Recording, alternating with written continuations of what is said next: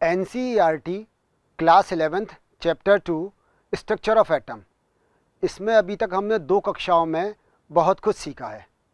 पिछली वाली कक्षा में हमने हाइड्रोजन के स्पेक्ट्रम की बात की थी, उसके दृश्य क्षेत्र में कौन सी रेखाएं दिखाई दी थी उसकी बात की थी, तरंग व्यवहार देखा था और प्लैंक का कण सिद्धांत भी देखा था। आज की इस कक्षा में हम द्रव्य के द्वैत व्यवहार के बारे में बात करेंगे, हाइजेनबर्ग का अनिश्चितता का सिद्धांत, श्रोडिंगर तरंग समीकरण और इसके बाद कक्षकों की आकृतियों के बारे में बात करेंगे। तो सबसे पहले हम जानेंगे द्रव्य का द्वैत व्यवहार। डी ब्रोगली के अनुसार विकिरण के समान द्रव्य को भी द्वैत व्यवहार प्रदर्शित करना चाहिए। जिस प्रकार फोटोन का संवेग तथा तरंगदैर्घ्य दोनों होते हैं, उसी प्रकार इलेक्ट्रॉन का भी संवेग तथा तरंगदैर्घ्य होना चाहिए। पदार्थ के कण के लिए तरंगदैर्घ्य लैम्डा तथा संवेग p में निम्नलिखित संबंध होता है, लैम्डा इजकल टू h/mv या लैम्डा इजकल टू h/p। यहाँ m कण का द्रव्यमान, v उसका वेग तथा p संवेग है। समझने की कोशिश करें। बात कर रहे हैं द्रव्य के द्वैत व्यवहार की। आपको याद होगा तो प्रकाश का द्वैत व्यवहार होता है, मतलब ड्यूअल नेचर होती है। ड्यूअल नेचर का मतलब क्या कि उसकी पार्टिकल नेचर भी होती है और वेव नेचर भी होती है, उसकी कण प्रकृति भी है और उसकी तरंग प्रकृति भी है। तो फिर ये कहा गया कि जिस प्रकार प्रकाश की द्वैत प्रकृति होती है, या हम फोटोन की बात करें, फोटोन की द्वैत प्रकृति होती है, उसी प्रकार से सब एटॉमिक पार्टिकल्स, जिसमें हम कहें इलेक्ट्रॉन की भी द्वैत प्रकृति होनी चाहिए, यानी उसकी भी ड्यूअल नेचर होनी चाहिए। अर्थात उसको कण के समान भी व्यवहार करना चाहिए और तरंग के समान भी व्यवहार करना चाहिए। क्योंकि कुछ गुण जिनके बारे में हमने पिछले कक्षा में बात की थी, जैसे ब्लैक बॉडी, आदर्श कृष्णिका, या फोटो इलेक्ट्रिक इफेक्ट जिसको हम प्रकाश विद्युत प्रभाव कहा था, या प्लैंक का क्वांटम सिद्धांत, ये इलेक्ट्रॉन के कण व्यवहार की व्याख्या करता है। लेकिन कुछ ऐसी प्रॉपर्टीज़ भी हैं, कुछ ऐसे इलेक्ट्रॉन के गुण भी हैं जिनको कण व्यवहार से हम या पार्टिकल नेचर से हम नहीं समझा सकते, उन्हें हम तरंग व्यवहार से या वेव नेचर से ही हम समझा पाएंगे।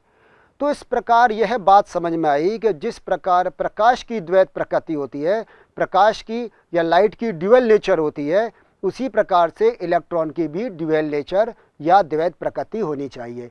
यानी कि उसमें कण सदृश गुण भी होने चाहिए, पार्टिकल लाइक प्रॉपर्टीज़ भी होनी चाहिए और वेव लाइक प्रॉपर्टीज़ भी, यानी कि तरंग सदृश गुण भी होने चाहिए। तो डी ब्रोगली ने दोनों को मिलाया। उन्होंने कहा कि जैसे लैम्डा बराबर h/mv, ये कहाँ से आया? इन्होंने कहा m यहाँ पर मास को बता रहा है, आप समझ रहे हैं, m यहाँ पर मास को बता रहा है और लैम्डा यहाँ पर उसकी तरंग यानी कि वेव नेचर को बता रहा है। तो एक पार्टिकल नेचर को बता रहा है, एक वेव नेचर को बता रहा है। तो डी ब्रोगली ने दोनों को मिलाकर एक समीकरण दी जिसको लैम्डा इजकल टू h/mv या लैम्डा इजकल टू h/p कहते हैं। p मतलब मोमेंटम, मोमेंटम मतलब संवेग। संवेग कैसे बनता है? द्रव्यमान इंटू वेग को संवेग कहते हैं। तो डी ब्रोगली समीकरण के बारे में अगर आपसे पूछे तो आप कहोगे क्या कि लैम्डा इजकल टू h/mv या लैम्डा इजकल टू h/p, और p यहाँ पर क्या कहलाता है? संवेग कहलाता है। हाइजेनबर्ग की अनिश्चितता का सिद्धांत। हाइजेनबर्ग के अनुसार किसी इलेक्ट्रॉन की सही स्थिति तथा सही संवेग का निर्धारण एक साथ करना संभव नहीं है। Delta x into delta p is almost equals to h/4π। या हम इस डेल्टा p को, संवेग को, यदि हम m डेल्टा v से रिप्रेजेंट करें और m को उस साइड ले जाएं तो आ जाएगा delta x into delta v is almost equals to h/4πm। यहाँ जो डेल्टा x है वो स्थिति की अनिश्चितता कहलाता है और डेल्टा p संवेग की अनिश्चितता है। इसको भी समझें। हाइजेनबर्ग की अनिश्चितता को, सिद्धांत को समझिए। हाइजेनबर्ग क्या कहते हैं? हाइजेनबर्ग ये कहते हैं कि जैसे मान लीजिए मैक्रो पार्टिकल्स हैं, जो क्लासिकल मैकेनिक्स कहती थी। मैक्रो पार्टिकल का तो हम हाइजेनबर्ग अनिश्चितता के सिद्धांत को समझने की कोशिश करें कि ये जो हाइजेनबर्ग अनिश्चितता का सिद्धांत है ये केवल माइक्रो पार्टिकल्स पर लागू होता है, मैक्रो पार्टिकल्स के लिए नहीं। समझने की कोशिश करें है क्या इसमें, है क्या कि जो मैक्रो पार्टिकल्स हैं जिनको हम स्थूल कण या वृहद कण भी कहते हैं, इनकी तो हम एक साथ स्थिति और संवेग दोनों को ज्ञात कर सकते हैं या दोनों को निर्धारित कर सकते हैं। लेकिन जो माइक्रो पार्टिकल्स हैं जिनके हम जैसे हम इलेक्ट्रॉन की बात करते हैं, यदि हम इसकी स्थिति और संवेग को सही सही एक साथ यथार्थता से ज्ञात करना चाहें तो वो संभव नहीं है। यहाँ आप बात को विशेष ध्यान से सुनें। यह भी नहीं कह रहे कि हम इलेक्ट्रॉन की सही स्थिति को नहीं बता सकते, हम यह भी नहीं कह रहे हैं कि इलेक्ट्रॉन के हम सही संवेग को नहीं बता सकते हैं। कहने का मतलब यह यहाँ पर कि इलेक्ट्रॉन की स्थिति और इलेक्ट्रॉन के संवेग को एक साथ साइमल्टेनियसली यथार्थता से यानी एक्यूरेसी से मापा जाना संभव नहीं है। यदि हम सही स्थिति का निर्धारण कर लेते हैं तो संवेग अनिश्चित हो जाता है, और यदि हम सही संवेग का निर्धारण करेंगे तो स्थिति अनिश्चित हो जाएगी। आपने देखा था हमने क्या लिखा था कि delta x into delta v is equals to h upon 4 pi. अब एच प्लैंक कांस्टेंट है 6.6 × 10⁻34 जूल सेकेंड, और 4 भी एक कांस्टेंट वैल्यू है और पाई भी एक कांस्टेंट वैल्यू है। इसका मतलब ये हुआ कि डेल्टा एक्स और डेल्टा पी इनका प्रोडक्ट एक, इनका गुणनफल एक क्या होगा, स्थिर राशि होगी, एक निश्चित मान होगा, एक कांस्टेंट वैल्यू होगी। अब डेल्टा एक्स क्या है यहाँ पर, स्थिति की अनिश्चितता, डेल्टा पी यहाँ पर क्या है, संवेग की अनिश्चितता। दोनों का गुणनफल है स्थिर। यदि हम क्या करें, पहले वाले केस में हम ये समझें कि हम इस सही स्थिति ज्ञात करना चाह रहे हैं या सही स्थिति हम ज्ञात करते हैं, इसका मतलब अनिश्चितता कम हो जाएगी, यानी कि डेल्टा एक्स कम हो जाएगा।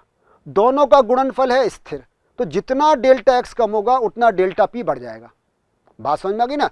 दोनों का गुणनफल, दोनों का प्रोडक्ट एक कांस्टेंट वैल्यू है, ये कम हो रहा है, डेल्टा एक्स कम हो रहा है क्योंकि हम सही स्थिति ज्ञात कर रहे हैं, तो अनिश्चितता कम हो रही है, तो उतना ही संवेग की अनिश्चितता बढ़ जाएगी। तो डेल्टा पी को ज्ञात करना ऐसे में कठिन हो जाएगा। दूसरी तरह से समझें, यदि हम सही संवेग ज्ञात करना चाहते हैं तो मतलब संवेग की अनिश्चितता कम हो जाएगी, तो इसका मान कम हो गया, तो उसी साइमल्टेनियसली डेल्टा एक्स का मान बहुत बढ़ जाएगा।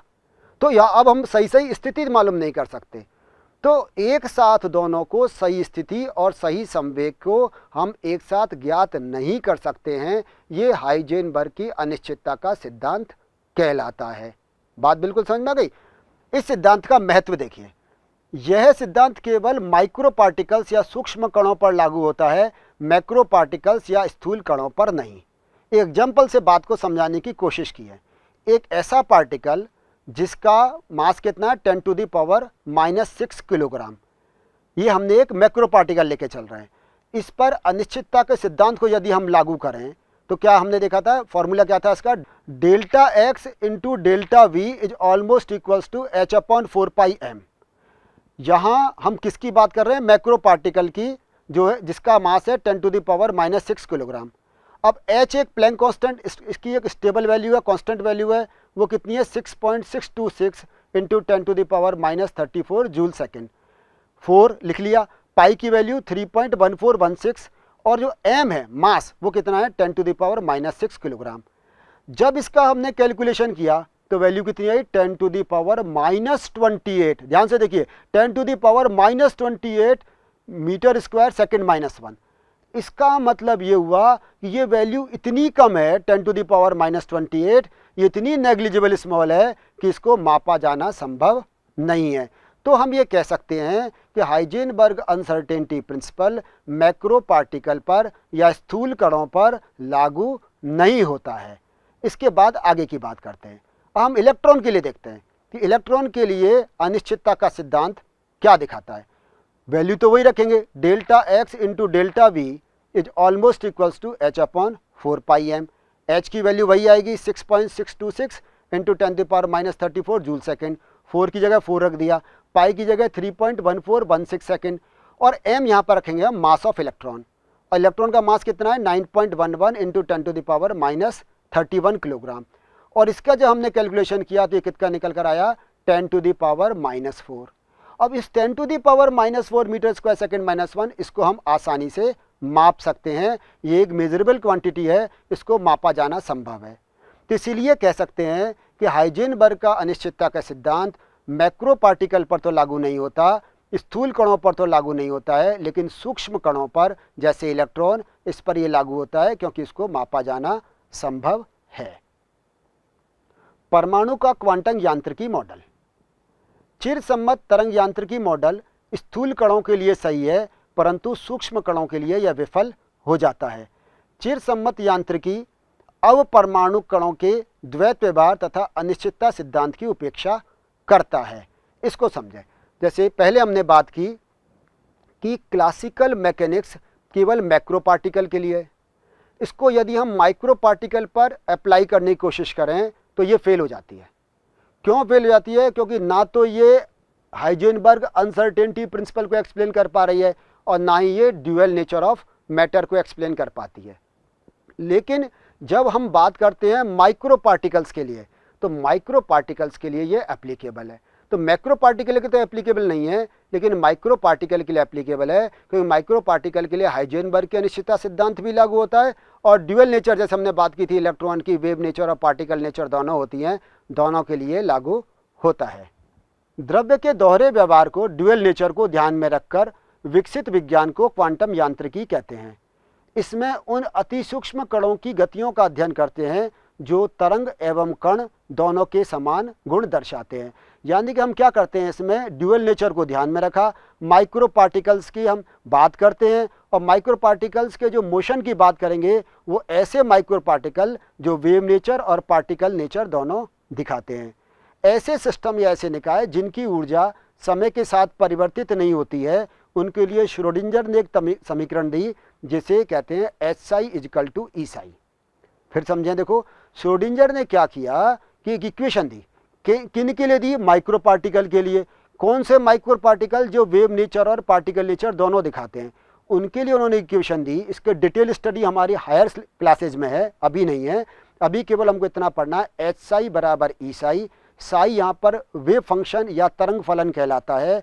H यहाँ पर क्या है? हैमिल्टोनियन ऑपरेटर, इसको हैमिल्टोनियन संकारक कहते हैं। परमाणु के क्वांटम यांत्रिकी मॉडल के प्रमुख लक्षण। परमाणुओं में इलेक्ट्रॉन की ऊर्जा क्वांटीकृत होती है। इसका मतलब क्या हुआ कि हर जो परमाणु है उसके जितने भी ऊर्जा स्तर होंगे, उन ऊर्जा स्तरों में जो इलेक्ट्रॉन होंगे उनकी निश्चित ऊर्जा होती है और ये भी क्या होती है? क्वांटाइज्ड होती है। इलेक्ट्रॉन के तरंग गुण के कारण क्वांटित इलेक्ट्रॉनिक ऊर्जा स्तरों का अस्तित्व होता है। वेव नेचर के कारण से क्या होगा, इनकी जो क्वांटाइज इलेक्ट्रॉनिक लेवल है उनकी हम व्याख्या कर सकते हैं। किसी परमाणु के इलेक्ट्रॉन की स्थिति और सही संवेग को या सही वेग को एक साथ ज्ञात नहीं कर सकते हैं। किसी परमाणु में इलेक्ट्रॉन के तरंग फलन को परमाणु कक्षक कहते हैं। किसी परमाणु में किसी बिंदु पर इलेक्ट्रॉन की उपस्थिति होने की प्रायिकता इस बिंदु पर कक्षक तरंग फलन के वर्ग के समानुपाती होती है। इसको समझने की कोशिश करें, ये क्या कहा गया है। यहाँ जब हम वेव मैकेनिक्स की बात करते हैं या क्वांटम मैकेनिक्स की बात करते हैं, तो वहाँ पर probability of finding electron around the nucleus उसको साई से रिप्रेजेंट किया है। जैसे हमने कहा था, श्रोडिंगर ने किससे दिया था? साई से। साई यहाँ पर क्या है? वेव फंक्शन या तरंग फलन है। जैसे हम पहले जब बोर की बात कर रहे थे, बोर मॉडल की, तो इलेक्ट्रॉन को ई से या फिर एक डॉट दिखाते थे। यहाँ क्या कह रहे हैं, वो एक वेव फंक्शन है, एक तरंग फलन है जिसको कि साई से रिप्रेजेंट करते हैं। साई यहाँ पर क्या है, फिर समझें। साई यहाँ पर इलेक्ट्रॉन की नाभिक के चारों ओर पाए जाने की प्रायिकता है, probability of finding electron around the nucleus. नाभिक के चारों ओर जहां इलेक्ट्रॉन पाया जाएगा या इलेक्ट्रॉन के पाए जाने की संभावना अधिकतम यानी कि 90% से अधिक होगी, उसे क्या कहते हैं? ऑर्बिटल या फिर कक्षक कहते हैं। तो कक्षक वो स्थान है जहां पर नाभिक के पाए जाने की संभावना अधिकतम होती है। हमने क्या कहा, इसको किससे रिप्रेजेंट करते हैं? साई से।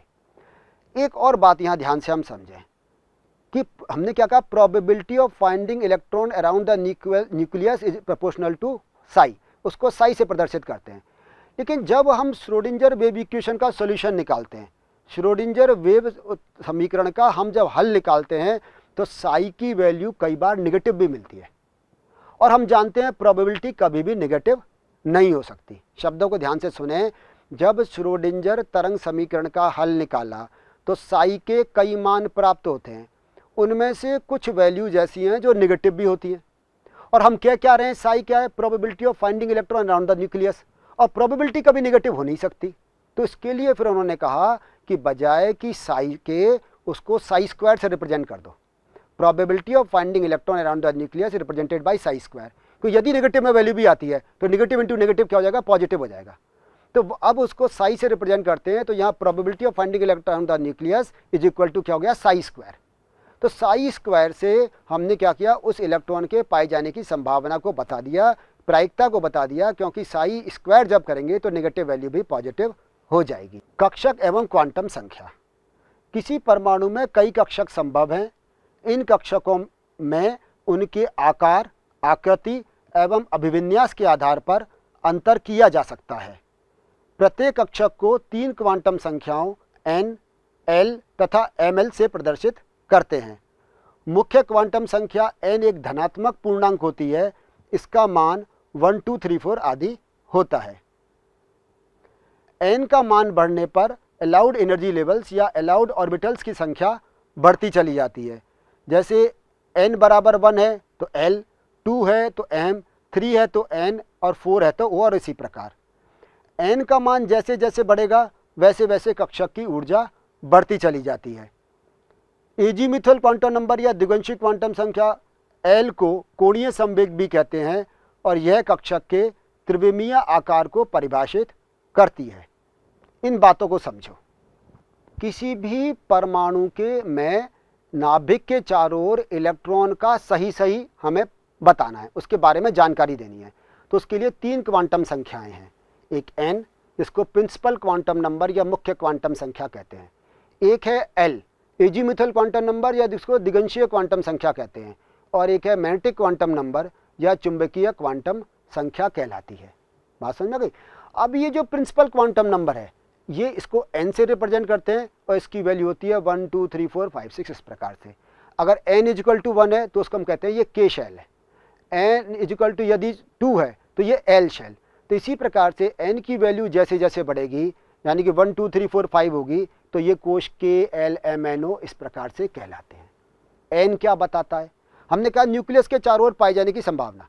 ये नाभिक के चारों ओर जो इलेक्ट्रॉन जिन कोश में मिल रहा है वो बता रहा है। इसका मतलब ये परमाणु के आकार को बता रहा है।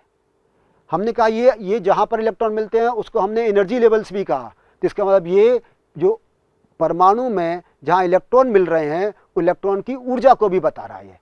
तो ये प्रिंसिपल क्वांटम नंबर क्या क्या समझाता है, ये परमाणु के आकार को समझाता है, और ये साथ में क्या बता रहा है, उन इलेक्ट्रॉनों की ऊर्जा को भी बता रहा है। दूसरी बात की हमने एजीमुथल क्वांटम नंबर या द्विगंशी क्वांटम संख्या। ये क्या है, द्विगंशी क्वांटम संख्या के लिए जैसा कि अब समझाया गया कि इसकी वैल्यू हमेशा n से 1 कम होगी। मान लीजिए n की वैल्यू 1 है तो l की वैल्यू होगी 0। एक वैल्यू होगी वो कितनी होगी, 0 होगी। मान लीजिए n की वैल्यू 2 है तो l की वैल्यू होगी 0 और 1। मतलब मान तो 2 होंगे लेकिन 2 कौन से होंगे, 0 और 1, यानी कि n से 1 कम। n की वैल्यू 2 तो l की वैल्यू 0 और 1। n की वैल्यू 3 तो l की वैल्यू भी 3 होंगी, लेकिन कौन कौन सी होंगी, 0, 1, 2। तो l जिसको द्विगंशी क्वांटम संख्या कहते हैं वो क्या होता है, हमेशा n-1 से हम उसको बता सकते हैं। ये क्या बताती है, ये आकृति को बताती है। ये क्या बता रही है, ये जो जिस कोश में इलेक्ट्रॉन मिल रहे हैं उनकी आकृति या शेप बता रही है। कैसे समझा रही है, यदि हमने कहा कि n की वैल्यू 1, n की वैल्यू 0 कभी नहीं हो सकती, n की वैल्यू 1 तो l की वैल्यू 0, और l की वैल्यू 0 का मतलब s ऑर्बिटल।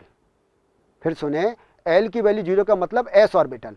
s ऑर्बिटल गोलाकार होता है। फिर हमने कहा n की वैल्यू यदि हम कहें 2 तो l की वैल्यू 0 और 1, 0 के लिए तो s ऑर्बिटल हो गया, तो 1 के लिए हो गया p ऑर्बिटल। कौन सा हुआ, p, 1 के लिए p ऑर्बिटल। और p ऑर्बिटल होता है डम्बल शेप, p ऑर्बिटल है डम्बल शेप। इसी प्रकार से l की वैल्यू 2 होने पर यह आ रहा है d ऑर्बिटल, और d हम जानते हैं क्या होता है, डबल डम्बल शेप। l की वैल्यू 3 होने पर यह आता है f ऑर्बिटल जो होता है ट्रिपल डम्बल शेप।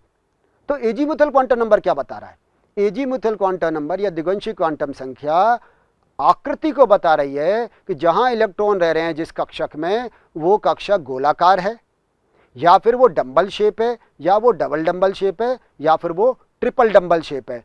तो इस प्रकार से ये एजीमुथल क्वांटम नंबर क्या बता रहा है, उसकी आकृति को दर्शाता है। n के दिए गए मान के लिए l के मान 0 से n-1 तक हो सकते हैं।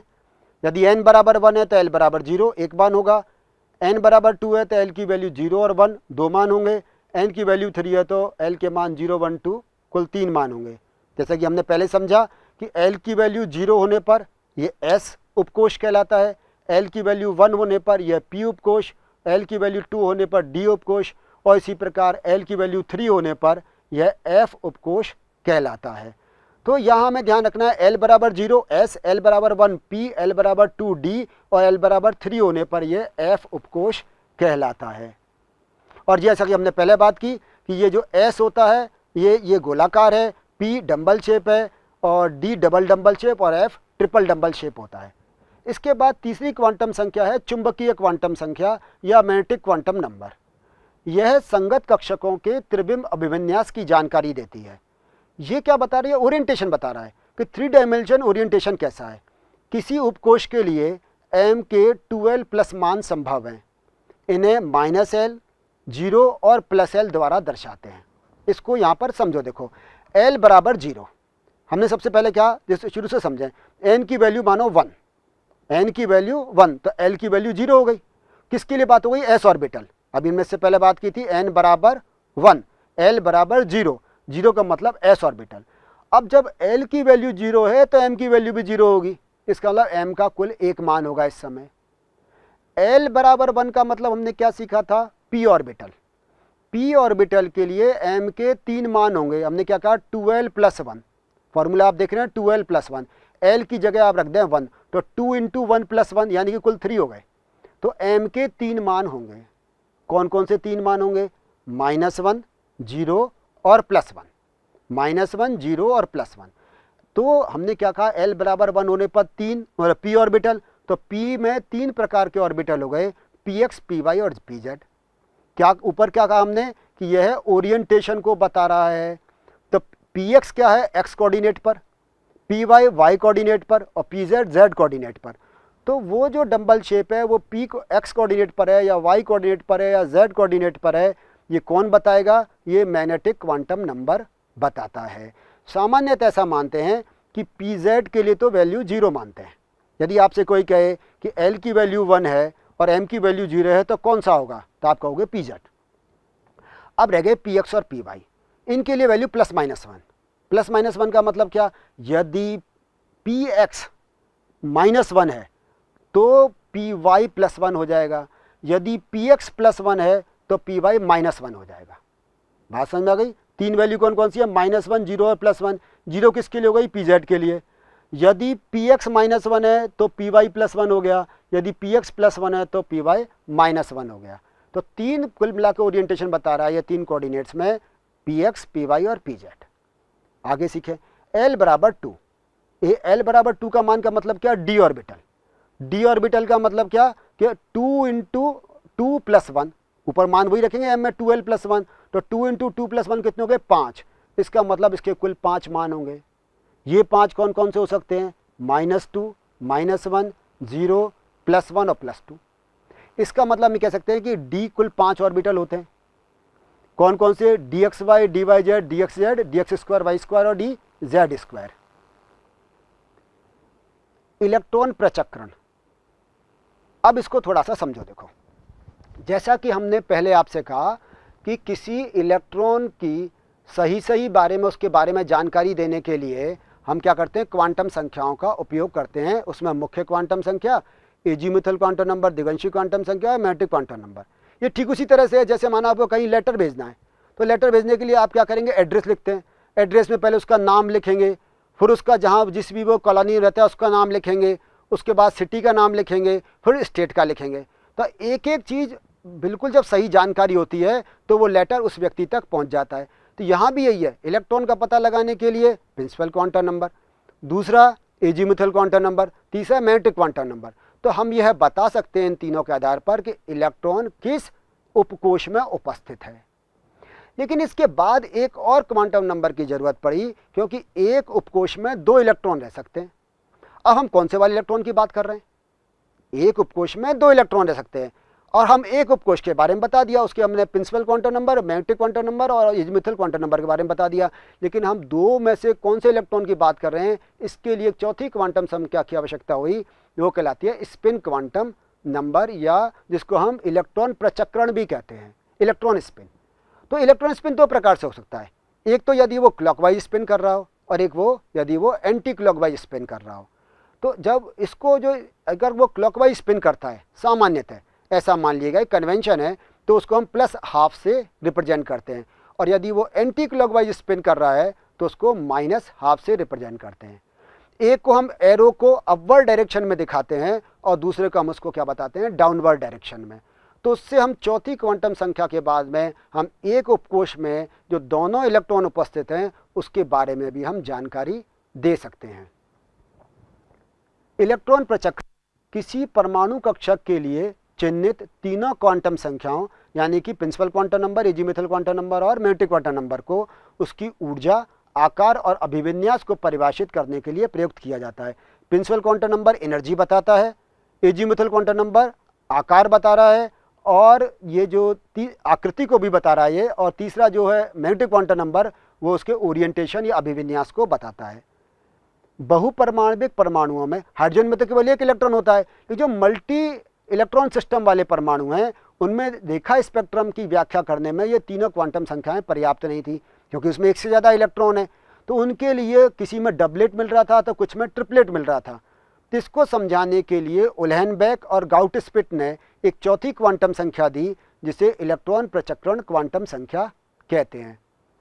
इलेक्ट्रॉन की प्रचक्रण अवस्थाएं कुल 2 होती हैं, जिनको +½ और -½ से प्रदर्शित करते हैं। चुने हुए अक्ष पर के सापेक्ष 2 अभिविन्यासी संभव हैं। कौन कौन से ओरिएंटेशन पॉसिबल है, या तो वो क्लॉकवाइज करे या फिर वो एंटी क्लॉकवाइज करे। इलेक्ट्रॉन की प्रचक्रण अवस्थाओं को या तो अपवर्ड डायरेक्शन में एक एरो के द्वारा या फिर डाउनवर्ड डायरेक्शन में एरो के द्वारा प्रदर्शित करते हैं। और यह भी हम जानते हैं कि एक ऑर्बिटल में 2 से अधिक इलेक्ट्रॉन हो नहीं सकते, और इन दोनों इलेक्ट्रॉन का प्रचक्रण या इनका स्पिन विपरीत होगा, यानी कि एक इलेक्ट्रॉन यदि अपवर्ड डायरेक्शन में है तो दूसरे को हम डाउनवर्ड डायरेक्शन दिखाएंगे। एक अगर क्लॉकवाइज स्पिन कर रहा है तो दूसरा एंटी क्लॉकवाइज स्पिन करेगा। तो इन चारों क्वांटम संख्याओं से हमने क्या सीखा? हमने सीखा इन चारों क्वांटम संख्याओं से इलेक्ट्रॉन के, हमने सबसे पहले ऊर्जा के बारे में सीखा, उसके बाद उसके हमने आकृति के बारे में सीखा, उसके बाद तीसरे से हमने उनकी अभिविन्यास के बारे में सीखा, और चौथा हमने सीखा कि वो इलेक्ट्रॉन उसके क्लॉकवाइज स्पिन कर रहा है या फिर वो एंटी क्लॉकवाइज स्पिन कर रहा है। परमाणु कक्षकों की आकृतियाँ, shape of atomic orbitals. Max born ने बताया कि तरंग फलन का वर्ग साई² उस बिंदु पर इलेक्ट्रॉन घनत्व की प्रायिकता को दर्शाता है। 1s 2s कक्षकों के लिए साई² में परिवर्तन को r के सापेक्ष यदि हम दर्शाते हैं तो आपको जो ग्राफ दिखाई दे रहे हैं वो इस प्रकार से मिलते हैं। समझें, इसको कोशिश करें। जैसे हमने पहले कहा कि जो नाभिक के चारों ओर इलेक्ट्रॉन के पाए जाने की प्रायिकता है वो वेव फंक्शन, उसको हम साई से रिप्रेजेंट करते हैं। फिर हमने कहा साई की वैल्यू कई बार नेगेटिव भी आ जाती है, इसलिए क्या किया, उसका कॉम्प्लेक्स कॉन्जुगेट करके साई² बना लिया। और साई² में फिर हमने साई² में और आर में, आर मतलब यहाँ से न्यूक्लियस से डिस्टेंस है, उसमें हमने एक ग्राफ प्लॉट किया। ग्राफ को आप ध्यान से देखो, इसमें दिख रहा है जब न्यूक्लियस, जहाँ 0 दिख रहा है वो न्यूक्लियस है, वहाँ पर इलेक्ट्रॉन के पाए जाने की पॉसिबिलिटी या प्रोबेबिलिटी मैक्सिमम है। और जैसे जैसे आर का मान बढ़ रहा है, एक्स कोऑर्डिनेट पर देखें, जैसे जैसे आर का मान बढ़ रहा है वैसे वैसे इसमें इलेक्ट्रॉन की पाए जाने की प्रोबेबिलिटी कम होती चली जा रही है। ये 1s ऑर्बिटल के लिए। 2s ऑर्बिटल के लिए देखें तो पहले न्यूक्लियस के पास सबसे ज़्यादा, उसके बाद मान कम होता चला गया, और फिर वापस से जब मिनिमम होकर वो वापस से बढ़ने लगता है। अब इसी ग्राफ को उन्होंने साई² से दिखाया है। 1s कक्षक में प्रायिकता घनत्व नाभिक पर अधिकतम होता है, जो नाभिक से दूर जाने पर घटता चला जाता है। 2s कक्षक के लिए प्रोबेबल डेंसिटी पहले तेजी से घटकर 0 की तरफ जाती है और फिर वापस बढ़ना प्रारंभ हो जाती है। जैसे जैसे r का मान बढ़ता जाता है वैसे वैसे यह स्मॉल मैक्सिमा के पश्चात पुनः 0 हो जाता है। तो यहाँ देखें आप, साई² में भी न्यूक्लियस के पास मैक्सिमम है, उसके बाद धीरे धीरे करके जैसे जैसे r का मान बढ़ रहा है वैसे वैसे ये प्रोबेबल डेंसिटी कम होती चली जा रही है। ये पहला वाला जो दिखा रहे हैं वो 1s के लिए है और दूसरा वाला 2s के लिए। आप देखें पहले मान कम होता चला जा रहा है, 0 तक पहुंचा और उसके बाद वापस बढ़ा, एक स्मॉल मैक्सिमम लिया और वापस से कम हो गया। इसका मतलब ये पहले हमें दिखाई दे रहा है न्यूक्लियस से वहाँ इलेक्ट्रॉन के पाए जाने की मैक्सिमम पॉसिबिलिटी धीरे धीरे कम हो गई, फिर 0 हो गई, फिर वापस से बढ़ गई।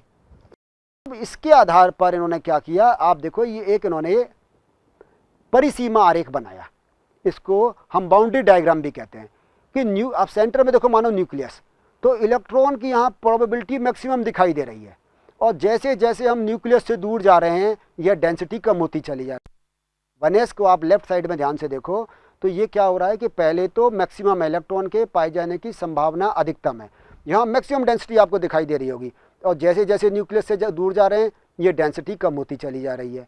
इसका मतलब पाए जाने की संभावना कम होती चली जा रही है। और जैसा कि पहले हमने सीखा, जहाँ पर इलेक्ट्रॉन के पाए जाने की संभावना अधिकतम यानी कि 90% के आसपास होती है वो क्या कहलाता है, उसका ऑर्बिटल कहलाता है। 2s को देखो, जो सेंटर में देखो आप ध्यान से, वहाँ पर पाए जाने की संभावना पहले बढ़ती गई, फिर वो डेंसिटी कम हो गई, आपको एक लाइटर पोर्शन दिखाई दे रहा होगा, वहाँ पर संभावना बहुत कम हो गई। जो हमने कहा था पहले वो घट तक 0 तक जाएगा, फिर वापस बढ़, फिर देखो वापस से वो डेंसिटी बढ़ गई। तो इस प्रकार से हम देख रहे हैं ये 2s ऑर्बिटल का भी उन्होंने बाउंड्री डायग्राम दिखाई दे रहा है। अब इसमें जो ध्यान से देखें, पहले डेंसिटी न्यूक्लियस के पास बहुत अधिक है, कम होती चली गई, बहुत कम हो गई और वापस से बढ़ने लग गई। तो ये किसको बता रहा है, 2s ऑर्बिटल को बता रहा है। तो ये बिल्कुल स्पष्ट समझ में आ रहा है हमें कि ऑर्बिटल का शेप किस प्रकार से बना है, कक्षक की आकृतियां किस प्रकार से बनी हैं। एस कक्षकों के विपरीत पी कक्षकों के जो सरफेस बाउंड्री डायग्राम है वो 2 भाग होते हैं। वहाँ तो कुल एक था, एक स्फीरिकल गोलाकार बता रखा था, यहाँ 2 भाग होते हैं जिनको लोब्स कहते हैं, यानी कि पी ऑर्बिटल के 2 लोब हैं। उन 2 लोब का आप नीचे आपको डायग्राम में दिखाई दे रहे होंगे। हमने कहा था जो तीनों पी ऑर्बिटल है उनका ओरिएंटेशन अलग अलग होता है, एक एक्स कोऑर्डिनेट पर, एक वाई कोऑर्डिनेट पर, एक जेड कोऑर्डिनेट पर। तो एक्स कोऑर्डिनेट पर हमें अलग ओरिएंटेशन दिखाई दे रहा है, वाई पर अलग दिखाई दे रहा है और जेड पर हमें अलग दिखाई दे रहा है। ये जो तीनों पी एक्स, पी वाई और पी जेड ऑर्बिटल हैं, इनकी आकृति एक जैसी है, डंबल शेप आपको दिखाई दे रहे हैं, इनकी एनर्जी एक समान होती है। ये क्या कहलाते हैं, ये डीजेनरेट ऑर्बिटल्स कहलाते हैं, समभ्रंश कक्षक। समभ्रंश मतलब जिनकी एनर्जी समान होती है। तो पी एक्स, पी वाई और पी जेड, इनकी आकृति समान है, इनकी शेप समान है, डंबल शेप है, इनकी एनर्जी समान है। अंतर क्या है, अंतर केवल ओरिएंटेशन में डिफरेंस है, एक एक्स कोऑर्डिनेट पर है, एक वाई कोऑर्डिनेट पर, एक जेड कोऑर्डिनेट पर। और ये हम पहले ही बात कर चुके हैं कि एल का मान 1 होने पर एम के 3 मान होते हैं, -1, 0 और +1। उसमें जनरली 0 पी जेड के लिए है और पी एक्स, पी वाई के लिए +-1 होता है। डी कक्षकों की बात करें तो डी कक्षक हमने कहा कि डी कब होता है, जब एल बराबर 2, एल की वैल्यू 2। एल की वैल्यू 2 होने पर एम के मान कुल कितने, 5, क्योंकि 2 × 2 + 1 5 हो गए। 5 कौन से, -2, -1, 0, +1 और +2। अब ये जो 5 डी कक्षक हैं ये कौन कौन से हैं, d x y, d y z, d x z, d x square y square और डी जेड स्क्वायर। ये डबल डंबल शेप है, आप डायग्राम में देखो आपको डबल डंबल शेप दिखाई दे रहे होंगे। एक और बात यहाँ ध्यान से आप देखें, ये जो d x y, d y z और डी एक्स जेड है, d x y, d y z और डी एक्स जेड, ये जो 3 आपको शुरू में दिखाई दे रहे हैं ये बिटवीन द कोऑर्डिनेट्स हैं, ये कोऑर्डिनेट पर नहीं। आप ध्यान से देखें, d x y, d y z और डी एक्स जेड ये कोऑर्डिनेट पर नहीं है, बिटवीन द कोऑर्डिनेट्स हैं। जबकि d x square y square और डी जेड स्क्वायर ये आपको कोऑर्डिनेट पर दिखाई दे रहे होंगे। D x square y square ये किस पर दिख रहा है, एक्स और वाई कोऑर्डिनेट पर, और d z square z coordinate पर दिखाई दे रहा है। तो ये d x y, d y z, d x z, इनको मिलाकर T2G ऑर्बिटल्स कहते हैं। और ये d x square y square, d z square को क्या कहते हैं, EG ऑर्बिटल्स कहते हैं। डबल डंबल शेप होते हैं। इनमें जो इलेक्ट्रॉन के पाए जाने की प्रोबेबिलिटी आपको दिख रहा है, ये यहाँ जहाँ सेंटर है, यहाँ पर, यहाँ दोनों पर, यहाँ ये लोब्स आपस में मिल रही हैं, यहाँ पर पाए जाने की संभावना 0 होगी। और जहाँ लोब्स दिखाई दे रही हैं यहाँ पर इलेक्ट्रॉन के पाए जाने की संभावना अधिकतम होती है। फिर वही बात जो पी के संदर्भ में हमने की थी, जैसे पी एक्स, पी वाई और पी जेड, इन सब की ऊर्जा समान होती है, उसी प्रकार से इन 5 डी कक्षकों की ऊर्जा भी समान होती है। ये समभ्रंश कक्षक कहलाते हैं या ये डीजेनरेट ऑर्बिटल्स कहलाते हैं। आज की इस कक्षा में हमने क्या सीखा, सबसे पहले हमने सीखा द्रव्य कणों का द्वैत व्यवहार, फिर हमने सीखा हाइजेनबर्ग की अनिश्चितता का सिद्धांत, जिसमें हमने सीखा कि हाइजेनबर्ग के अनिश्चितता के सिद्धांत माइक्रो पार्टिकल्स पर लागू होता है। उसमें हमने सीखा था कि किसी भी कण की स्थिति और संवेग को एक साथ सही यथार्थता से मापा जाना संभव नहीं है। फिर हमने बात की श्रोडिंगर तरंग समीकरण की। उसमें हमने साई और साई स्क्वायर की बात की, यानी कि तरंग और तरंग फलन के बारे में बात की। तरंग फलन में हमने ये देखा कि इलेक्ट्रॉन के नाभिक के चारों ओर इलेक्ट्रॉन के पाए जाने की प्रायिकता को हम साई से रिप्रेजेंट करते हैं। फिर उसके बाद हमने शेप ऑफ ऑर्बिटल्स की बात की। शेप ऑफ ऑर्बिटल्स से फिर हमने क्वांटम नंबर्स की बात की। हमने कहा कि कुल 3 क्वांटम संख्याएं हैं, जिसको प्रिंसिपल क्वांटम नंबर, मुख्य क्वांटम संख्या, एजीम्यूथल क्वांटम नंबर या जिसको दिगंशीय क्वांटम संख्या, और तीसरा मैग्नेटिक क्वांटम नंबर जिसको चुंबकीय क्वांटम संख्या कहते हैं, उसकी हमने बात की थी। उसके आधार पर हमने भी यह भी सीखा कि प्रिंसिपल क्वांटम नंबर से हम किसी भी परमाणु के आकार को बता सकते हैं, उस कोश की ऊर्जा के बारे में हम जानकारी दे सकते हैं। जब एजीम्यूथल क्वांटम नंबर की बात की तो हमने कहा कि यह आकृति के बारे में बताता है, किसी भी उपकोश की आकृति किस प्रकार की होगी, उसका शेप क्या होगा, उसके बारे में बताता है। और जब हमने मैग्नेटिक क्वांटम नंबर की बात की तो हमने कहा ये क्या दर्शाता है, ये अभिविन्यास को दर्शाता है कि वो एक्स कोऑर्डिनेट पर या वाई कोऑर्डिनेट या जेड कोऑर्डिनेट कहाँ पर उपस्थित है, उसके बारे में जानकारी देता है।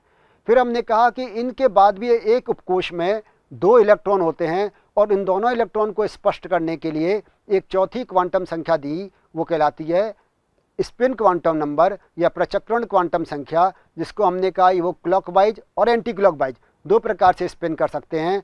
उसको +½ और -½ उनकी वैल्यूज़ थी, जिसमें हमने एक एरो अपवर्ड डायरेक्शन में और एक उसको हमने डाउनवर्ड डायरेक्शन में बताया।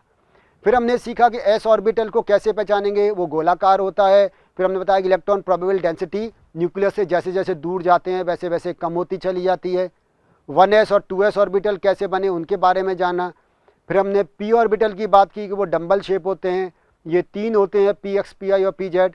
ये ऊर्जाओं में समान होते हैं लेकिन इनका अभिविन्यास अलग अलग होता है। और फिर उसके बाद अंत में हमने d ऑर्बिटल की बात की। d कक्षक 5 होते हैं, dxy, dyz, dxz, dx² y² और dz²। और ये पांचों भी समभ्रंश होते हैं, केवल इनका क्या अंतर होता है, अभिविन्यास में अंतर होता है। ये सब हमने इस कक्षा में सीखा। अगली कक्षा में हम क्या सीखेंगे कि जो इलेक्ट्रॉन का भरा जाना है, किसी भी परमाणु में जो कोश हैं या उपकोशों में इलेक्ट्रॉन का भरा जाना है, उसमें कौन सा नियम लागू होता है। उसमें पाउली के अपवर्जन का नियम, हुंड की अधिकतम बहुगता का नियम, आपबाउ प्रिंसिपल, n+l रूल, और इसके बाद stability of half field and filled orbital, उसके बारे में हम विस्तार से जानेंगे। तब तक के लिए धन्यवाद।